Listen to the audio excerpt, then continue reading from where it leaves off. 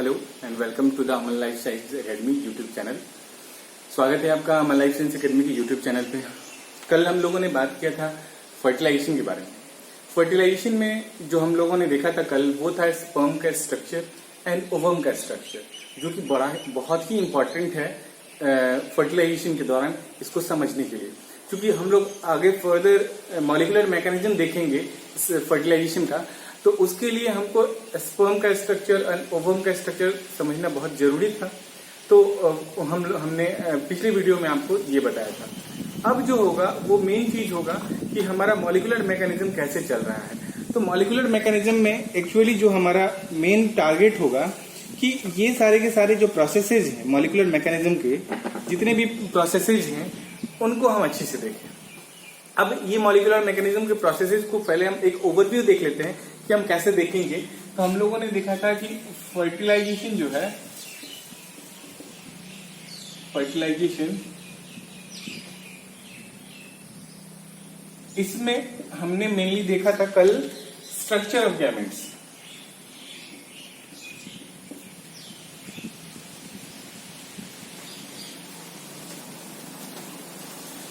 Structure of gametes हमने देखा था।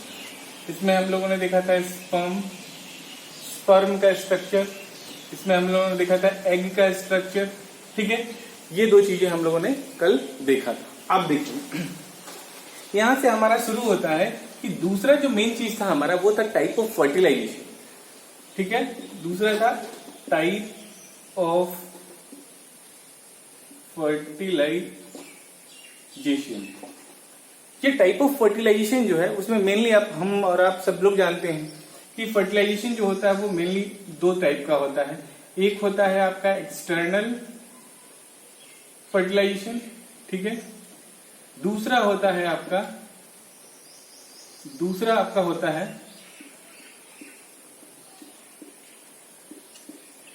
इंटरनल फर्टिलाइजेशन, ठीक है। अब एक्सटर्नल इंटरनल फर्टिलाइजेशन में जो मेन चीजें हम देखेंगे, इसको बहुत ही डिटेल में देखेंगे, इनके मॉलिक्यूलर मैकेनिज्म को समझते हुए। अब देखिए, इसके अलावा जो हम देखेंगे इसी एक्सटर्नल फर्टिलाइजेशन में, अगर हम एक्सटर्नल फर्टिलाइजेशन को और एक्सटेंड करें, क्योंकि आज हमारा जो वीडियो है वो एक्सटर्नल फर्टिलाइजेशन पे ही बेस्ड है, तो एक्सटर्नल फर्टिलाइजेशन जो हमारा होगा, अगर हम उसको थोड़ा सा ब्रॉड तरीके से देखें एक्सटर्नल फर्टिलाइजेशन को,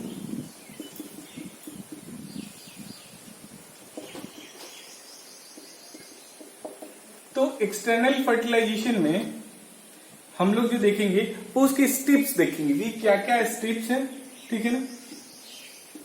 स्टेप्स देख लेंगे। ये आपको मेनली 4 स्टेप्स है, ठीक है। ये 4 स्टेप्स जो हैं वो हम देखेंगे, ठीक है। और ये 4 स्टेप्स के बाद जो है, जैसे कि स्टेप्स बता देते हैं हम आपको।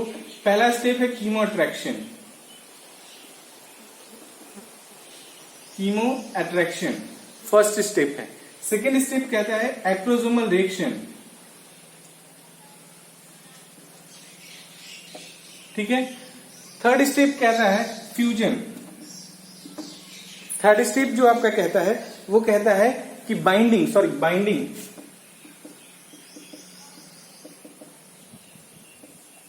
ऑफ स्पर्म, ठीक है। और लास्ट और फोर्थ स्टेप कहता है फ्यूजन, ठीक है। ये चारों के चारों स्टेप्स जो है वो बड़ा ही इंपॉर्टेंट है, और हम आपको पूरे के पूरे स्टेप्स को बहुत डिटेल में, बहुत अच्छे से, पूरे के पूरे CSIR में जो भी क्वेश्चंस आते हैं उनको सॉल्व कराते हुए, उनको समझाते हुए, उनको बताते हुए कि कहाँ किस पॉइंट पे आपसे पूछ सकता है, वो हम आपको शुरू करेंगे यहाँ पे। उसके अलावा जो एक्सटर्नल फर्टिलाइजेशन में ही हम लोग जो पढ़ेंगे वो अगले वीडियो में होगा आपका पॉलीस्पर्मी। यही हम आपको पढ़ लेंगे पॉलीस्पर्मी। इस पॉलीस्पर्मी में जो हम लोग मेनली पढ़ेंगे वो 2 पॉलीस्पर्मी होगा, ठीक है। जैसा कि हम सब जानते हैं, slow block and fast block,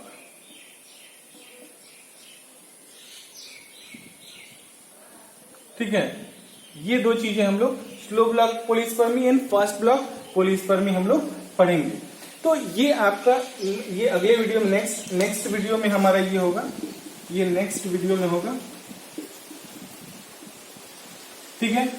और अभी हमारा जो आज का है ये पूरे का पूरा, इसमें आपको पूरे के पूरे मॉलिक्यूलर मैकेनिज्म तक हम लोग जाएंगे, ठीक है, मॉलिक्यूलर मैकेनिज्म तक, ठीक है।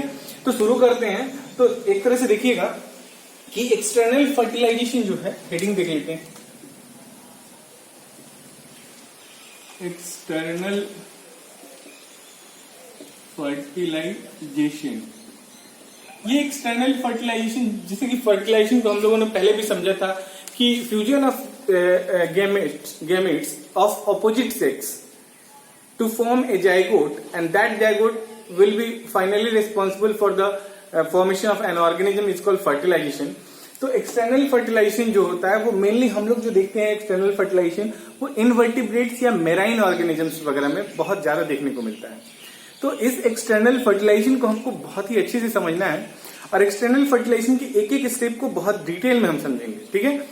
तो ये एक्सटर्नल फर्टिलाइजेशन में मेनली क्या होता है कि ये मेनली फाउंड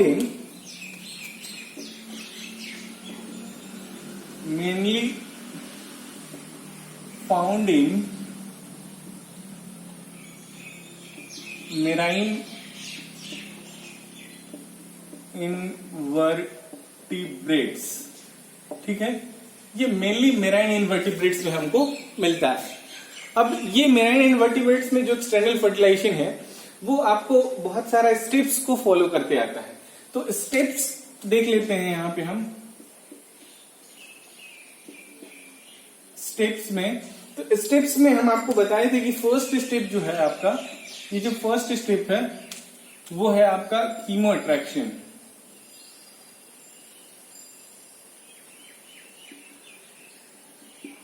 इसके पहले आप समझिए कि ये कीमो अट्रैक्शन की जरूरत क्यों पड़ी। क्योंकि एक्सटर्नल फर्टिलाइजेशन की बात करें तो जब भी कोई ऑर्गेनिज्म जब किसी गैमेट को रिलीज करता है, दैट मीन्स एक्सटर्नल फर्टिलाइजेशन का मतलब क्या हुआ कि वो आउटसाइड द बॉडी। अगर इंटरनल फर्टिलाइजेशन होता है तो गैमेट जो है वो उसके इंटरनल बॉडी में ही वो फर्टिलाइज होता है, लेकिन यहाँ जो एक्सटर्नल फर्टिलाइजेशन है वो फर्टिलाइज होता है आपके उस ऑर्गेनिज्म के बॉडी के बाहर।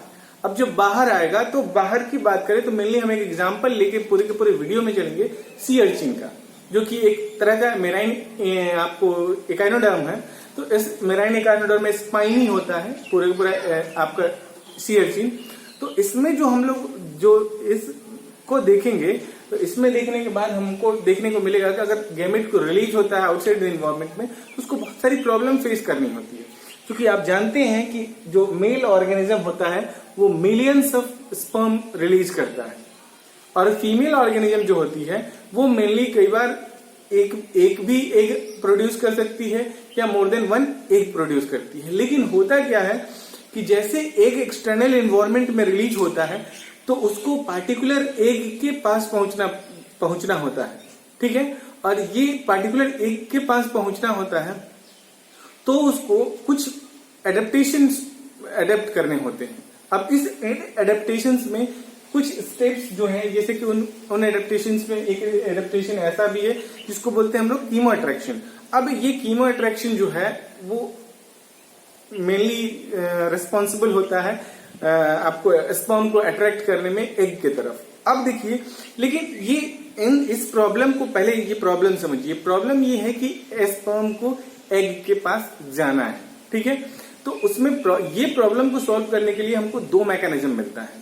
इस प्रॉब्लम को सॉल्व करने के लिए हमें दो मैकेनिज्म मिलता है। इस मैकेनिज्म को पहले हम समझ लेते हैं, स्टेप्स को थोड़ी देर के लिए रोकते हैं। To solve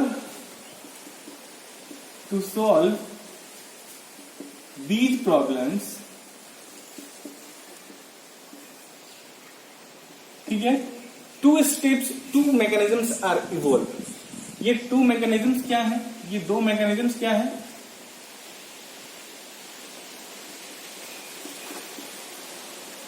to mechanisms. ये दो मैकेनिज्म्स जो हैं वो हैं, पहला मैकेनिज्म इसमें दो मैकेनिज्म एक्चुअली हम लोग देखेंगे तो वो होगा स्पीसीज स्पेसिफिक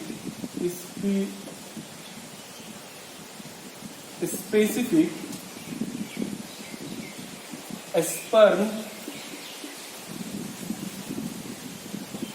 अट्रैक्शन। ठीक है, पहला मैकेनिज्म है। दूसरा इसी में आएगा, इसी में हम आपको बताएंगे कि स्पीसीज स्पेसिफिक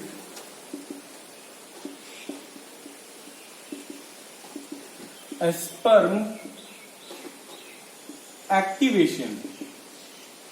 यानी कि अगर हमको वो प्रॉब्लम सॉल्व करना है जो कि एक्सटर्नल फर्टिलाइजेशन का मेन प्रॉब्लम होता है, तो वो है कि एक्सटर्नल एनवायरनमेंट में स्पर्म रिलीज हुआ तो क्या हम वो एग को कौन से ऐसे एडेप्टेशंस करेगा जिसके कारण वही पार्टिकुलर स्पीसीज का स्पर्म ही उसके पास अट्रैक्ट होके आएगा।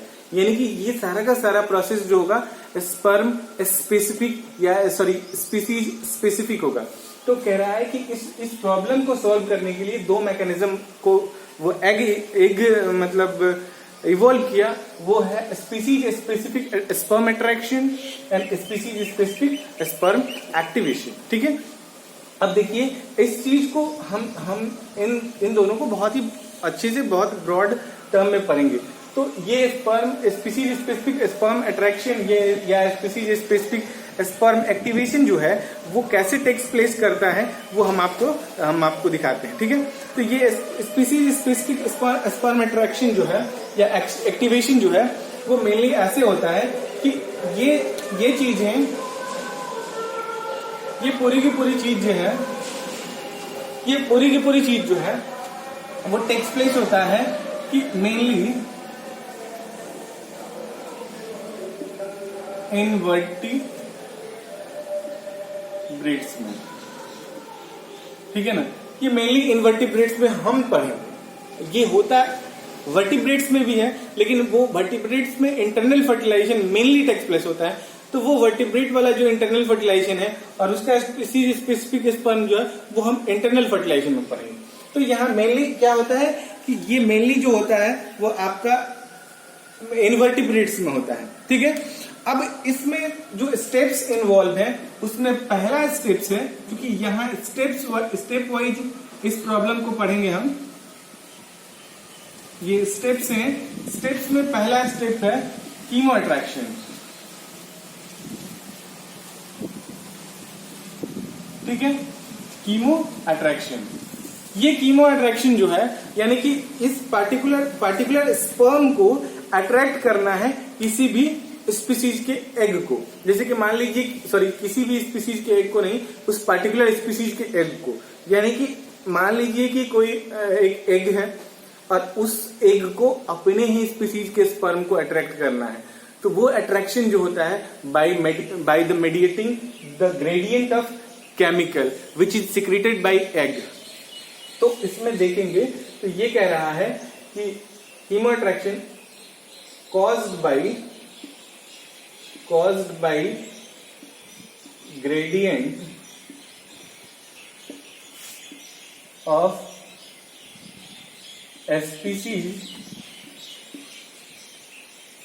specific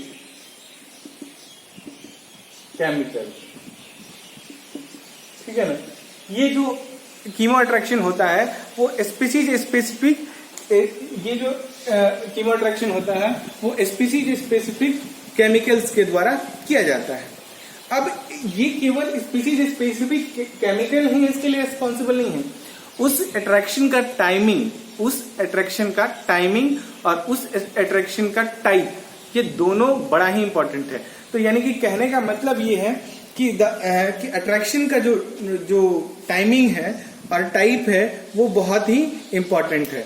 तो यानी कि यहाँ पे एक और बात कहें कि type and timing of attraction is also important.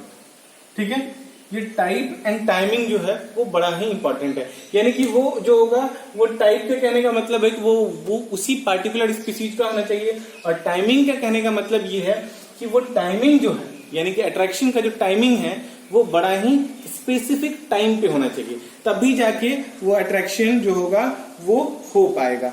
तो ये टाइप और टाइमिंग के बाद जो है कि ये जो यानी कि टाइप कहने का मतलब है कि अलग अलग स्पीसीज के लिए अलग अलग केमिकल रिस्पॉन्सिबल होते हैं, यानी कि अलग अलग स्पीसीज के स्पर्म को अट्रैक्ट करने के लिए अलग अलग केमिकल मॉलिक्यूल की जरूरत पड़ती है। तो अब इसमें स्पीसीज स्पेसिफिक आ गया, ठीक है।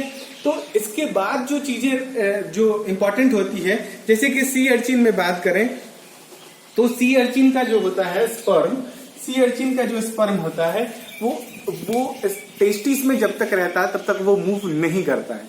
यानी कि यहां हम लिख दें कि सी अर्चिन sperm cannot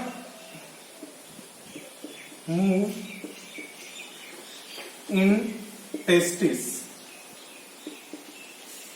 क्योंकि यहां पे पीएच जो होता है ये नहीं मूव करने का कारण है कि यहां का जो पीएच होता है वो 7.2 होता है, लेकिन जैसे वो उस मेराइन यानी कि सी वाटर में जाता है, जैसे वो सी वाटर में जाता है तो वो क्या करता है, वो क्या करने लगता है, मूव करने लगता है। क्यों? क्योंकि सी वाटर का जो पीएच होता है वो आपका 7.6 होता है, यानी कि हाईली थोड़ा सा ज्यादा होता है, जिससे क्या होता है उस स्पर्म का एक्टिवेशन हो जाता है और वो स्पर्म जो एक्टिवेट होता है तब वो मूव करने लगता है, ठीक है। But it moves in sea water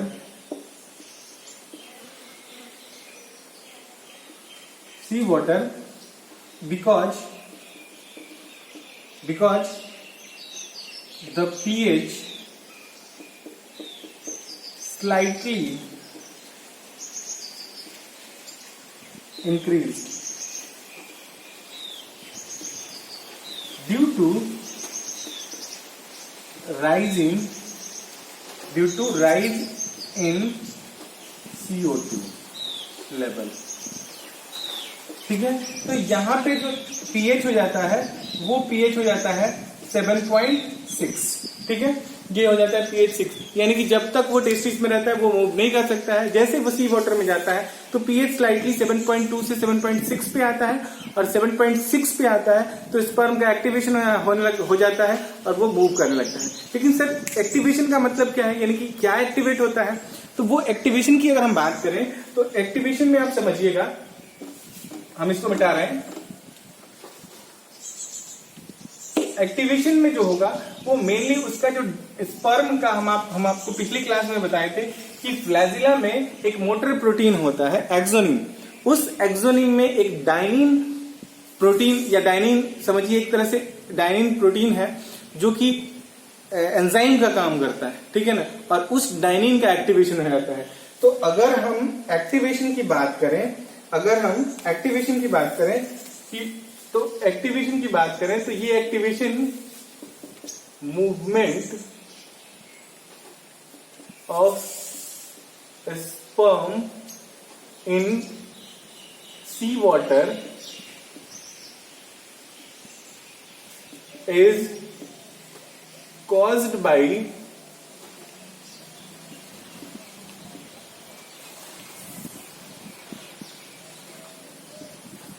dynein protein, ठीक है ना। ये जो डाइनिन है उसका एक्टिवेशन हो जाता है, यानी कि ये एक्टिवेट हो जाता है डाइनिन, और डाइनिन के एक्टिवेट होने के बाद डाइनिन जैसे ही एक्टिवेट होता है, ये डाइनिन जैसे ही एक्टिवेट होता है ये क्या करने लगता है, ये एटीपी को ब्रेक डाउन करने लगता है एडीपी में प्लस आईपी में, और यहां से जो एनर्जी मिलता है उस एनर्जी को से वो क्या करता है मूवमेंट शो करता है। समझ में आया? यानी कि स्पर्म के मूवमेंट के लिए रेस्पॉन्सिबल पीएच भी है, यानी कि पीएच जैसे 7.2 से 7.6 हुआ तो ये इसका डाइनिन जो हुआ एक्टिवेट हो गया, और डाइनिन के एक्टिवेट जैसे हुआ वो एटीपी को क्या करने लगा, एडीपी में तोड़ने लगा, इससे एनर्जी रिलीज हुआ और इस एनर्जी से ये मूवमेंट कॉज होने लगा।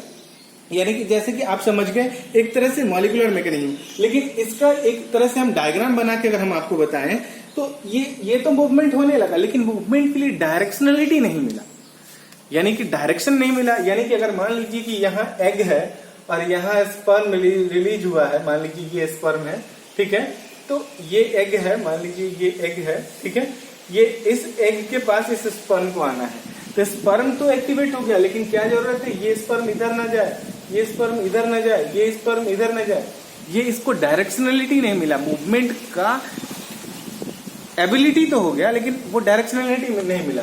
तो इस डायरेक्शनलिटी को पढ़ने के लिए हम आपको बताएंगे कुछ केमिकल मॉलिक्यूल्स रिस्पॉन्सिबल हैं, वो केमिकल मॉलिक्यूल्स को अभी हम आपको बताएंगे। यानी कि due for the directionality some chemical molecules are responsible, which chemicals are mainly species specific. यानी कि डायरेक्शनल स्पर्म को जो डायरेक्शनलिटी देता है कि आपको इसी डायरेक्शन में एग है और उधर ही जाना है, वो जो होता है वो स्पीसीज स्पेसिफिक होता है, ठीक है। तो यहां हम डायरेक्शनलिटी देखेंगे।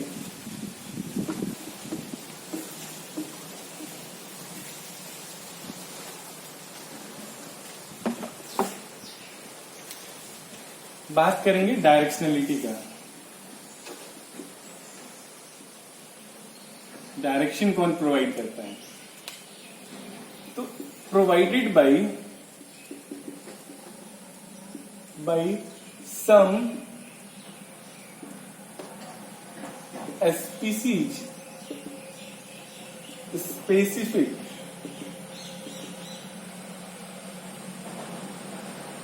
chemical species specific protein molecules। यानी कि ये जो डायरेक्शन है वो कुछ स्पीसीज स्पेसिफिक प्रोटीन मॉलिक्यूल्स के द्वारा डायरेक्शनलिटी प्रोवाइड किया जाता है। अब ये स्पीसीज स्पेसिफिक जो मॉलिक्यूल्स हैं इनको बोलते हैं स्पर्म एक्टिवेटिंग प्रोटीन। यानी कि these protein molecules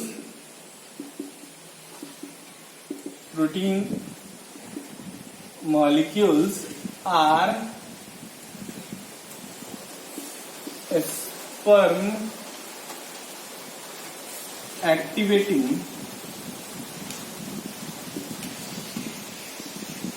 molecules। यानी इनको क्या बोलेंगे? SAP, SAPs। यानी कि ये जो डायरेक्शनलिटी प्रोवाइड होता है ये होता है स्पर्म एक्टिवेटिंग मॉलिक्यूल्स के द्वारा, ठीक है। तो स्पर्म एक्टिवेटिंग जो मॉलिक्यूल्स होते हैं वो स्पीसीज स्पेसिफिक होते हैं। अब बात करें सी अर्चिन में, तो सी अर्चिन के बहुत सारे स्पीसीज होते हैं। जैसे कि अगर स्पीसीज की बात करें तो स्ट्रोंगाइलो परप्यूरेटस, ये भी एक सी अर्चिन का स्पीसीज है। और जो स्पीसीज है सी अर्चिन के वो आपको मिलेंगे परप्यूरेटस के अलावा आपको जो स्पर्म स्पेसिफिक जो स्पीसीज मिलेंगे वो होंगे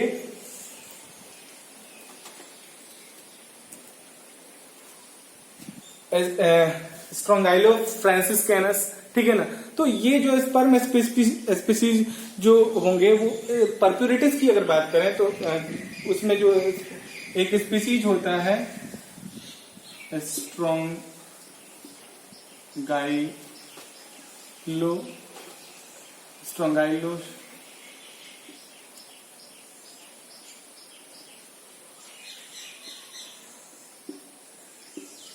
स्ट्रोंगाइलोसस परप्यूरेटस, ये एक सी अर्चिन का स्पीसीज है, ठीक है,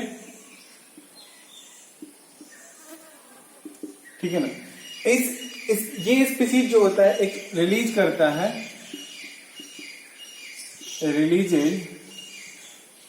रिलीजेज ए स्पर्म एक्टिवेटिंग मॉलिक्यूल या प्रोटीन कहते हैं यहां पे, ठीक है ना। स्पर्म एक्टिवेटिंग प्रोटीन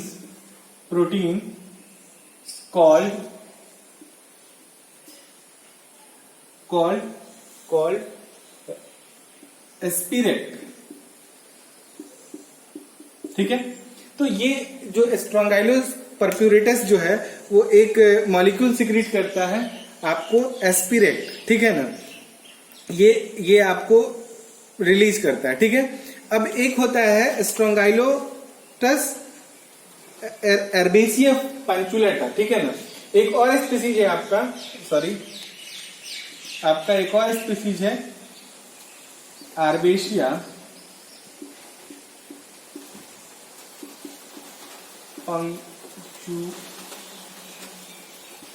पंचुलाटा, ठीक है। ये भी सी अर्चिन का एक स्पीसीज है, ठीक है ना, ठीक है। ये सी अर्चिन का स्पीसीज है। ये जो एक मॉलिक्यूल रिलीज करता है वो होता है रिलीजेज ए स्पर्म एक्टिवेटिंग प्रोटीन कॉल्ड रिसेक्ट, ठीक है ना।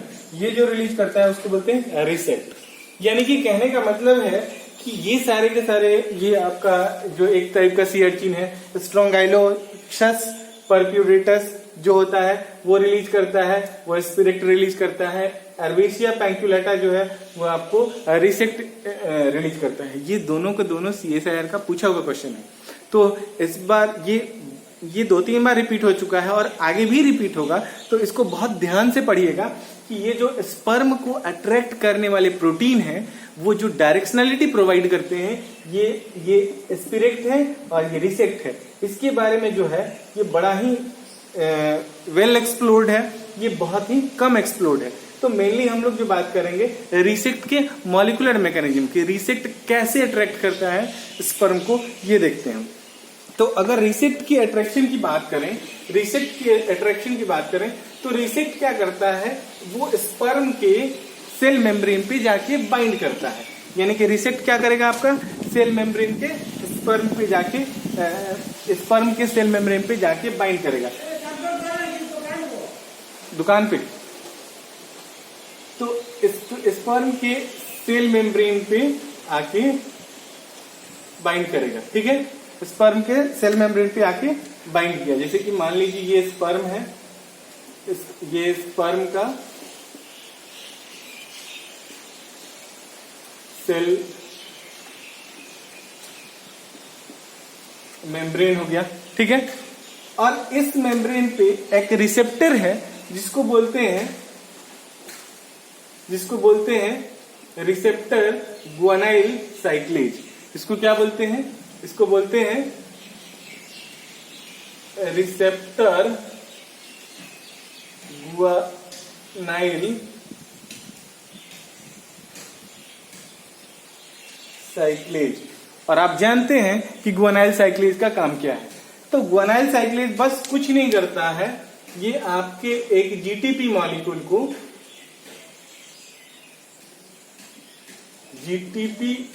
को साइक्लिक जीएमपी में कन्वर्ट कर देता है। यानी कि अगर साइक्लिक जीएमपी में, यानी कि ये ग्वानाइल साइक्लेज क्या करेगा, आपके इस जीटीपी मॉलिक्यूल को जीएमपी में कन्वर्ट कर देगा। अब ये जीएमपी मॉलिक्यूल यहां पे होता है कैल्शियम चैनल, यहां पे आपका होता है कैल्शियम चैनल,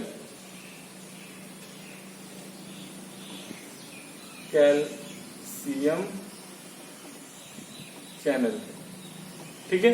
ये कैल्शियम चैनल जो होता है वो कैल्शियम को बाहर से, यानी कि ये बाहर से कैल्शियम को अंदर की तरफ लेके आता है। और ये कब एक्टिवेट होगा, जब आपका ये ग्वानाइल साइक्लेज इस पे बाइंड करेगा जाके, ठीक है। तो ये बाइंड किया, कैल्शियम चैनल एक्टिवेट हो गया, यानी कि आपको ये सेल के साइटोप्लाज्म हो गया, ये साइटोप्लाज्म हो गया, ये आउटसाइड हो गया, ठीक है। तो यानी कि स्पर्म के सेल के अंदर, यानी स्पर्म के अंदर सेल मेम्ब्रेन पे जब बाइंड हुआ तो उसके अंदर जो है वो कैल्शियम आना शुरू हो गया। तो उसका जो, जैसे कि मान लीजिए ये स्पर्म है, ठीक है ना, ये टेल मॉलिक्यूल है, ठीक है। और यहाँ पे आपका ये पूरा का पूरा न्यूक्लियस है, ठीक है। और ये यहाँ की बात हम कर रहे हैं, ये पूरा का पूरा जो बात है ये यहाँ की बात कर रहे हैं। ये पूरा का पूरा रिसेप्टर गोनाल साइक्लेज यहाँ है, यहाँ पे आपका एक्रोसोमल वेसिकल है, ठीक है। तो जैसे आपका कैल्शियम मॉलिक्यूल आपका अंदर आना शुरू हुआ, ये कैल्शियम मॉलिक्यूल मेनली दो काम करता है। अब ये कैल्शियम मॉलिक्यूल क्या करता है, मेनली दो काम करता है। तो ये दो जो काम है एक्चुअली वो है एक्टिवेट करता है, यानी कि एटीपी जनरेशन को एक्टिवेट करता है, और उसके साथ साथ माइटोकॉन्ड्रियल एटीपी फॉर्मेशन को एक्टिवेट कर देता है।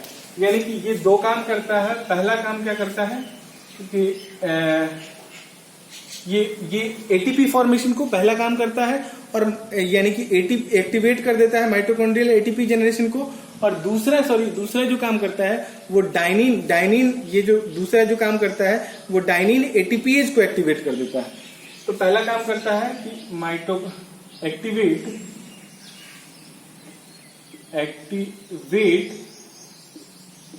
माइटोकॉन्ड्रियल एटीपी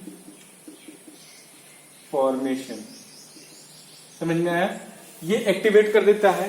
दूसरा जो चीज होता है, दूसरा काम जो करता है वो होता है एक्टिवेट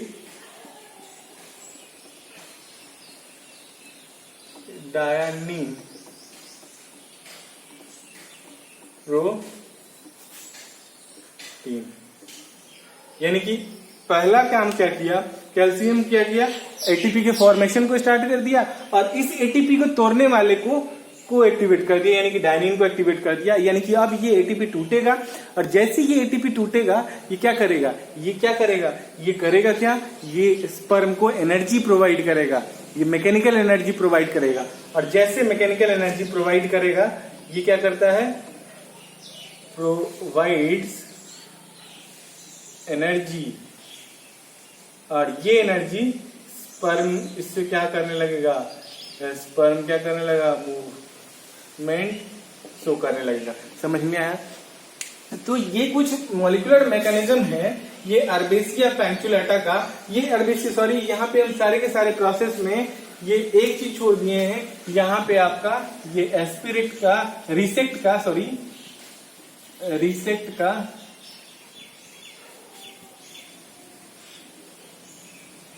का बाइंड होना।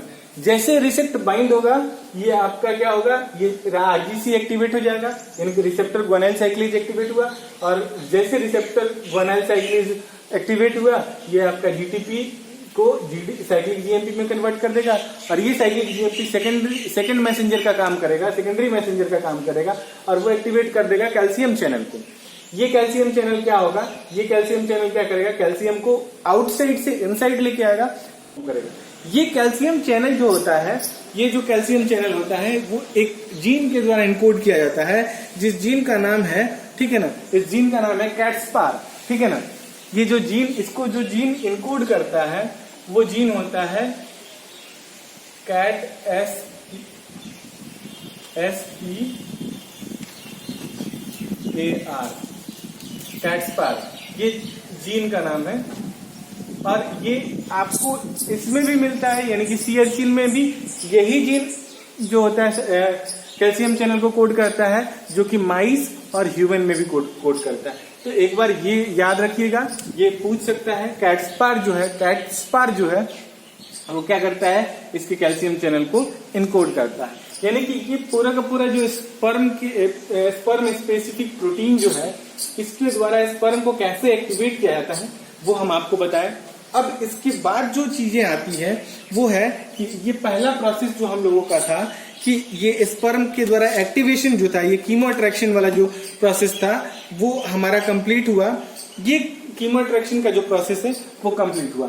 दूसरा जो हमारा प्रोसेस आता है ये बहुत इंपॉर्टेंट है, ये बहुत बार पूछा जा चुका है और आगे भी पूछा जाएगा, क्योंकि CSIR बहुत सारे क्वेश्चंस को रिपीट करती है, और फिलहाल रिपीट करने का पूरा जनरेशन चल रहा है, पूरा का पूरा सारे के सारे जनरेशन के क्वेश्चंस को रिपीट कर रहा है अभी। अब देखिए ये तो हो गया। अब उसके बाद जो है एक्रोसोमल रिएक्शन, यानी कि दूसरा जो प्रोसेस है कीमो अट्रैक्शन के बाद वो है एक्रोसोमल रिएक्शन। ये एक्रोसोमल रिएक्शन जो है वो आपका टेक्सटलेस होता है। जैसे कि आप जानते हैं कि जैसे ये एटीपी का फॉर्मेशन होगा, जैसे कैल्शियम अंदर आएगा तो एटीपी का फॉर्मेशन करेगा, डायनिन प्रोटीन का एक्टिवेशन करेगा, साथ ही साथ क्या करता है कि वो एक्रोसोम वेसिकल जो है को भी फ्यूज क्या कहें बर्स्ट करा देता है। कैसे, वो डायग्राम हम बनाते हैं, आप सुनिएगा, देखिएगा। ये मान लीजिए ये आपका वेटालाइन मेम्ब्रेन हो गया, ये वेटालाइन मेम्ब्रेन हो गया, और ये हो गया सेल मेम्ब्रेन। ठीक है, ये एग की बात कर रहे हैं हम अभी। ये जो फिगर बना रहे हैं, ये जो डायग्राम हम बना रहे हैं, वो एग की बात कर रहे हैं। ठीक है, इसके बाहर जो है ये जेली लेयर है। ये क्या है, ये आपका जेली लेयर है। ठीक है, ये हो गया आपका वाइटेलाइन मेम्ब्रेन। ठीक है, ये हो गया आपका सेल मेम्ब्रेन। ठीक है, और ये हो गया इनसाइड एग, ये हो गया आपका जेली लेयर।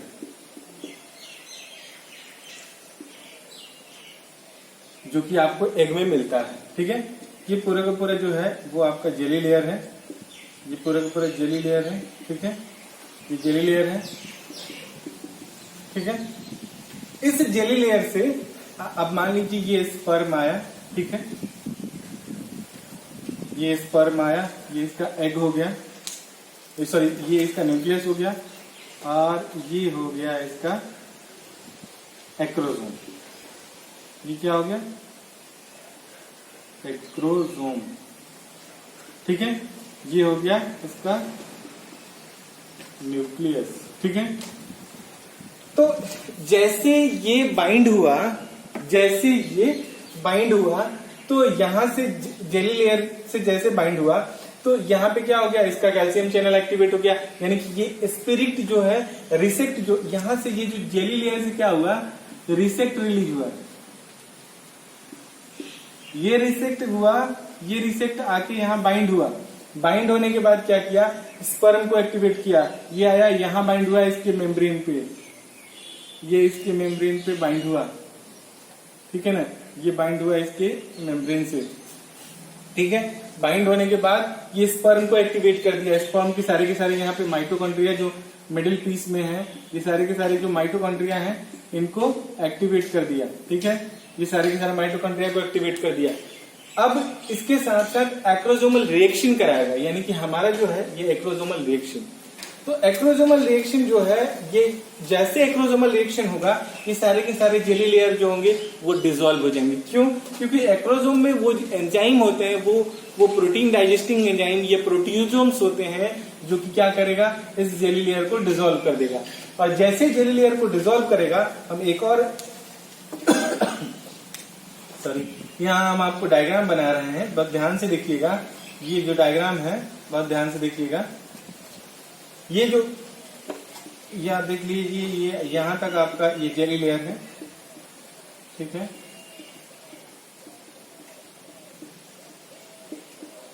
ठीक है, एक इसके अलावा हम जो बना रहे हैं कि जेली लेयर मान लीजिए यहाँ डिसॉल्व हो गया, ये पूरा का पूरा एक्रोसोमल जो है, जो प्रोटीन ये एंजाइम था, वो जेली लेयर डिसॉल्व कर दिया।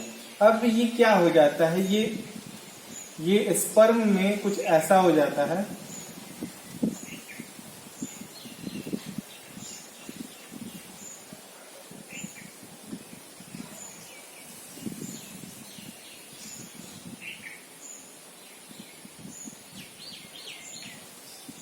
ठीक है, ये इसका न्यूक्लियस हो गया, सॉरी न्यूक्लियस ग्रीन से बनाते हैं, ये इसका न्यूक्लियस हो गया, यहाँ आपका एक्रोसोमल वेसिकल। ये जो है, ये जो बना, ये कुछ पॉलीमराइजिंग प्रोटीन से बना है, ये कुछ पॉलीमराइजिंग प्रोटीन से बना है। इसको हम लोग बोलते हैं, इसको हम लोग जो बोलते हैं, इसका नाम है एक्रोसोमल प्रोसेस। ये क्या होता है, एक्रोसोमल प्रोसेस का फॉर्मेशन कैसे होता है, ध्यान से देखिएगा। एक्रोसोमल प्रोसेस का फॉर्मेशन होता है, फॉर्मेशन की अगर बात करें तो वो होता है conversion of globular actin into actin filament. यानी कि एक्रोसोमल प्रोसेस का फॉर्मेशन जो होगा वो होगा कि ग्लोबुलर एक्टिन जो होंगे वो एक्टिन फिलामेंट में कन्वर्ट हो जाएंगे। यानी कि जो यहाँ पे जो ग्लोबुलर एक्टिन था, ये जो ग्लोबुलर एक्टिन जो था, ये जो ग्लोबुलर एक्टिन था, ये क्या हुआ, अब एक्टिन फिलामेंट बन गया, वो पूरे का पूरा एक्टिन फिलामेंट बन गया। और जिससे क्या हुआ, ये प्रोसेस पहुंच जा रहा है आपको विटेलाइन मेम्ब्रेन पे। तो मेनली जो एक्रोसोमल रिएक्शन में है वो जो दो चीजें हैं वो है आपका पूरा का पूरा जो है वो फ्यूजन ऑफ एक्रोसोमल वेसिकल, पहला चीज है fusion of acrosomal vesicle with jelly layer, ठीक है। और दूसरा जो है वो आपका है फॉर्मेशन ऑफ एक्रोसोमल प्रोसेस, ठीक है। ये दो चीजें हैं, यानी कि एक्रोसोम रिएक्शन में जो दो चीजें हम पढ़ेंगे वो होगा fusion of acrosomal vesicle with jelly layer, ताकि जेली लेयर डिसॉल्व हो जाए। उसके बाद है formation of acrosomal process, acrosomal process का फॉर्मेशन हुआ। अब एक्रोसोमल प्रोसेस का जो फॉर्मेशन है वो क्यों हुआ, कैसे हुआ, वो देखना बात है। लेकिन यहाँ पे चूंकि एक्रोसोम में आपको प्रोटियोलाइटिक एंजाइम होगा या प्रोटियासोम्स होंगे जो कि जेली लेयर को डिसॉल्व कर देंगे। अगर उसको हम लिखना चाहें तो यहाँ लिख सकते हैं, एक्रोसोम में जो होते हैं, एक्रोसोम कंटेन्स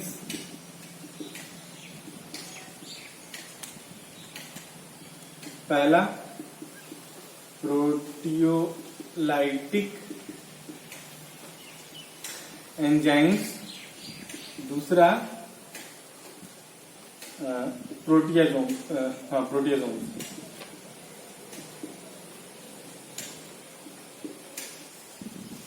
ठीक है।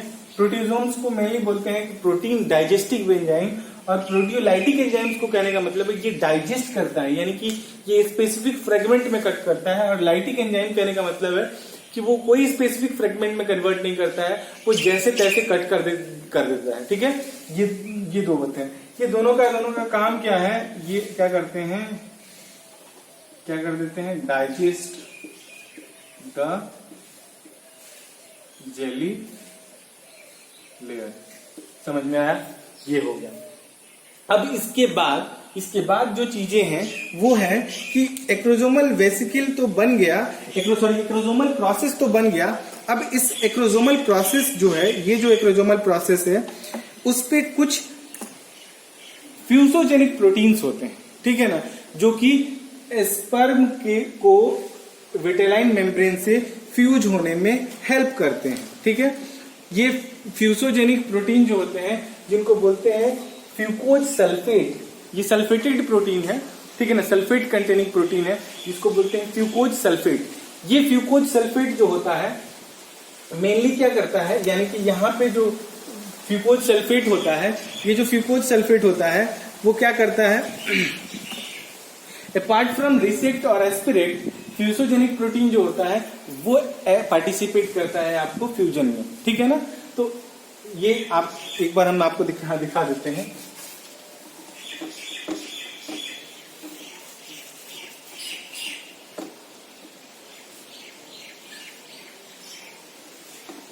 Apart from some fusogenic proteins are also responsible for fusion. ठीक है, फ्यूजन के लिए रेस्पॉन्सिबल होते हैं। ये फ्यूसोजेनिक प्रोटीन्स क्या हैं? Fucose sulphate.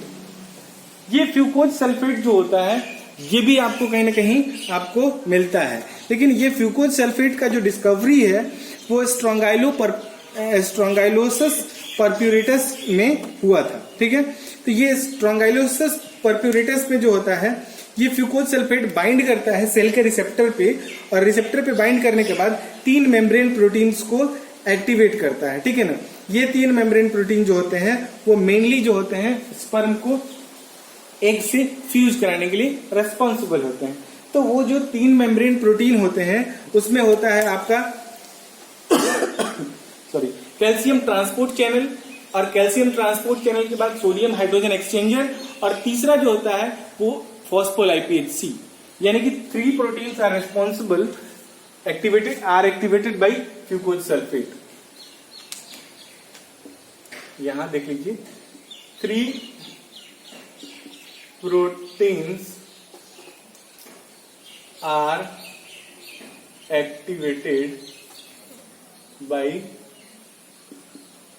Fucose sulphate. ठीक है, उसमें से जो पहला होगा, उसमें से जो फर्स्ट होगा वो होगा कैल्शियम चैनल। ये कैल्शियम चैनल प्रोटीन जो है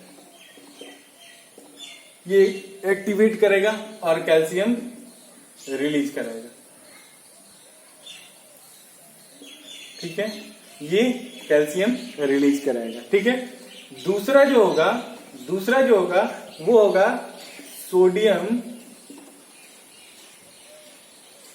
हाइड्रोजन एक्सचेंजर। ये सोडियम हाइड्रोजन क्या करेगा? सोडियम को इनसाइड लेके जाएगा और हाइड्रोजन को आउटसाइड लेके जाएगा। ये एक ग्रेडियंट क्रिएट करेगा जिस ग्रेडियंट से ये स्पर्म और एग का फ्यूजन हो जाएगा। ठीक है ना।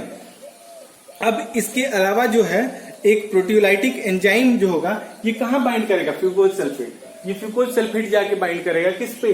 स्पर्म के रिसेप्टर पे, और स्पर्म के रिसेप्टर पे बाइंड करने के बाद इन तीनों प्रोटीन्स को एक्टिवेट कराएगा। तीसरा जो है वो है आपका फॉस्फोलाइपेज सी। ये फॉस्फोलाइपेज सी क्या करता है? PIP3 फॉस्फोइनोसिटोल ट्राइफॉस्फेट जो है PIP3 एक मॉलिक्यूल होता है, इसको तोड़ देगा IP3 में और डाइइथाइल ग्लिसरॉल में। ये IP3 क्या कर देगा? इनडायरेक्टली कैल्शियम चैनल को एक्टिवेट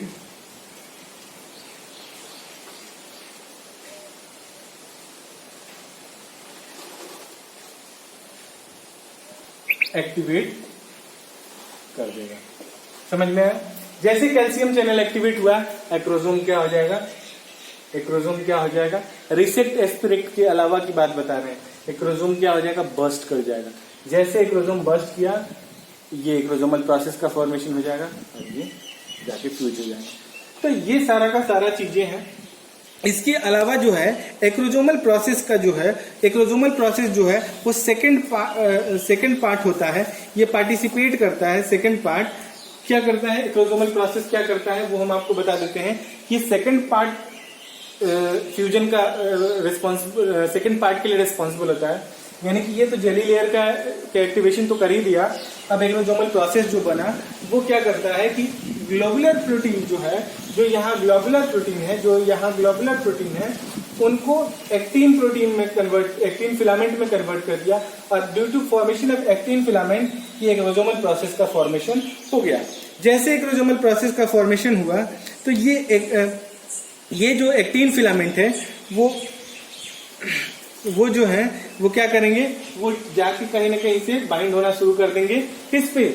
विटेलाइन मेम्ब्रेन पे। ठीक है ना, विटेलाइन मेम्ब्रेन पे। लेकिन इसमें एक चीज कहा जाता है कि कि ये जो आपका सेकंड जो पार्ट है आपका ये फ्यूजन का, एक्रोजोमल प्रोसेस के फॉर्मेशन का, तो ग्लोबुलर एक्टिन जो होता है एक्टिन फिलामेंट में जो कन्वर्जन होने के कारण जो एक्रोजोमल प्रोसेस का फॉर्मेशन होता है is caused by a protein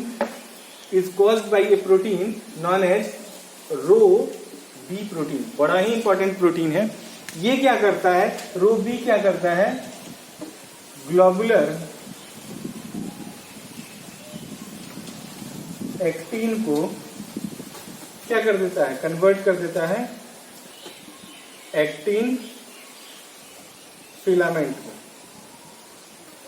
समझ में आया? यानी कि रो बी जो है एक साइटोस्केलेटन प्रोटीन है जो कि क्या करता है, ग्लोबुलर एक्टिन को, जो ग्लोबुलरी था एकदम गोल सा कहीं ना कहीं फॉर्म हुआ था, एग्रीगेट था, उस प्रोटीन को एक्टिन फिलामेंट में कन्वर्ट करना है, यानी कि कहीं ना कहीं पॉलीमराइज कर देना, ये रो बी का काम है। और ये एक्रोजोमल प्रोसेस फॉर्मेशन में ये दोनों का दोनों काम आता है। अब ये सारा का सारा प्रोसेस होने के बाद यानी कि हम लोग एक्रोजोमल कीमो अट्रैक्शन देख लिए, एक्रोजोमल रिएक्शन देख लिए। अब जो हमारा तीसरा है कि रिकॉग्निशन, ठीक है ना, कि स्पर्म का रिकॉग्निशन कैसे होगा, कैसे जो होगा स्पर्म रिकॉग्नाइज हो पाएगा।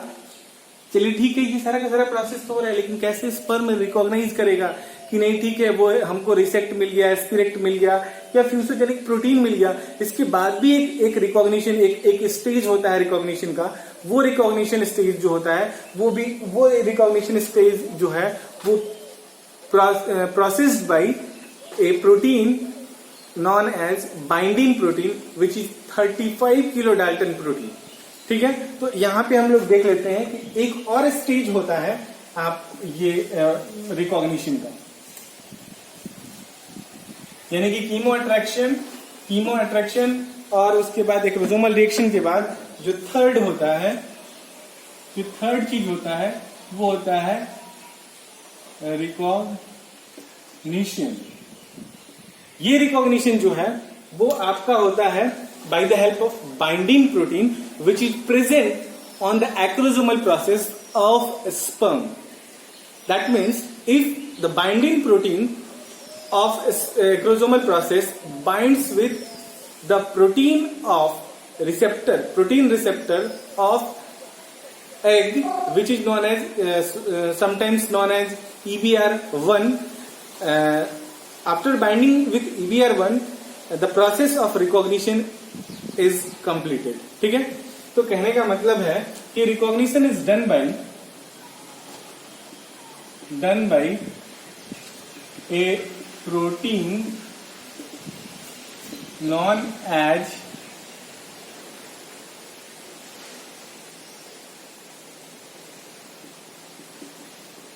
Binding protein.